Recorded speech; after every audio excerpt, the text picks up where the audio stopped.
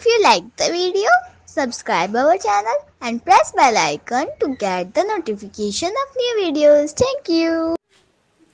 Hello everyone, welcome on my YouTube channel apex tutorials. और आज हम करने वाले हैं class 10th book first flight से 2 स्टोरीज अबाउट फ्लाइंग का सेकंड पार्ट द ब्लैक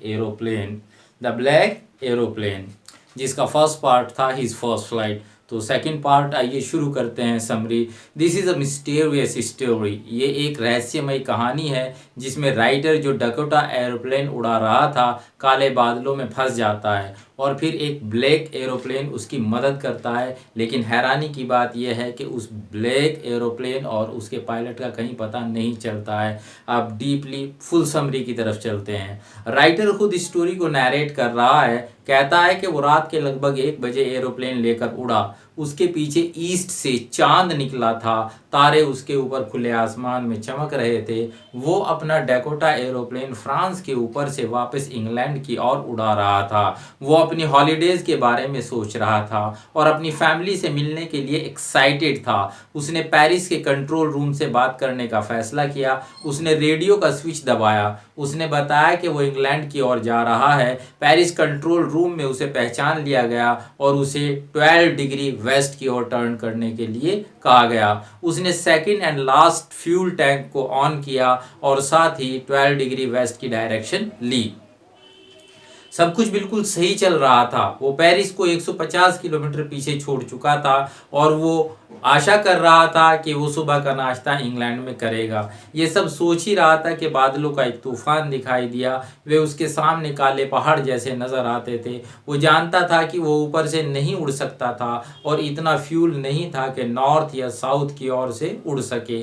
एक बार को उसने सोचा कि उसे पेरिस वापस चले जाना चाहिए, लेकिन फिर सोचा कि वो इंग्लैंड जाने का जोखिम उठाएगा और उस पुराने डकोटा को सीधा तूफान में उड़ाकर ले गया।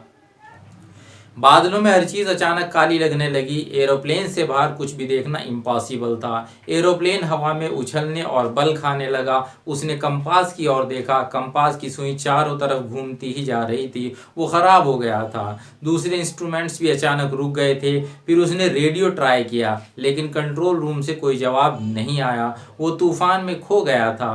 तभी काले बादलों में उसे अपने पास एक और एरोप्लेन दिखाई दिया। इसके विंग्स पर लाइट्स नहीं थी, लेकिन तूफान के बावजूद वो उसे अपने पास उड़ते हुए देख सकता था। पायलट भी साफ नजर आ रहा था। उसने एक हाथ उठाया और अपने पीछे आने का इशारा किया। शायद वो जानता था कि नैरेटर खो गया है। अब उसने अपना एरोप्लेन नॉर्थ की ओर घुमाया और नैरेटर उसके पीछे पीछे चल पड़ा। आधा घंटा बाद वो ब्लैक एरोप्लेन बादलों के बीच अब भी आगे था।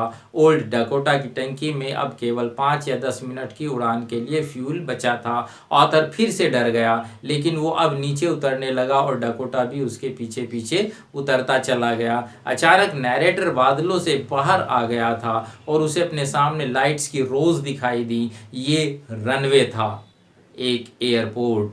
लेखक अब सेफ था। जैसे उसने ब्लैक एरोप्लेन में अपने मददगार को देखने की कोशिश की, उसे आसमान के अलावा कुछ और दिखाई नहीं दिया। It has vanished. लेखक अपने एरोप्लेन को खड़ा करके कंट्रोल टावर के भीतर गया। वो ब्लैक एरोप्लेन के पायलट को थैंक यू बोलना चाहता था। जब उसने कंट्रोल रूम में एक लेडी से पूछा कि वो कहाँ था और दूसरे एरोप्लेन का पायलट कौन था, लेडी ने अजीब ढंग से नैरेटर की ओर देखा और हंसी। Another aeroplane up there in this storm. उसने बताया उस रात कोई एरोप्लेन नहीं उड़ा था, केवल एक नैरेटर का ही था जो उसे रडार पर दिखाई दे रहा था। तो वो कौन था जिसने सुरक्षित पहुंचने में नैरेटर की मदद की, जबकि उसके पास कोई कंपास या रेडियो नहीं था और ज़्यादा फ्यूल भी नहीं बचा था? उस अजीब ब्लैक एरोप्लेन में वो पायलट कौन था जो तूफान में बिना रोशनी के उड़ रहा था? Here the story ends with an unsolved mystery. एक ऐसा रहस्य जिसे सॉल्व नहीं किया जा सका। वो पायलट कौन था? यह सवाल सवाल का सवाल ही रह गया। For more videos keep watching apex tutorials. Thank you.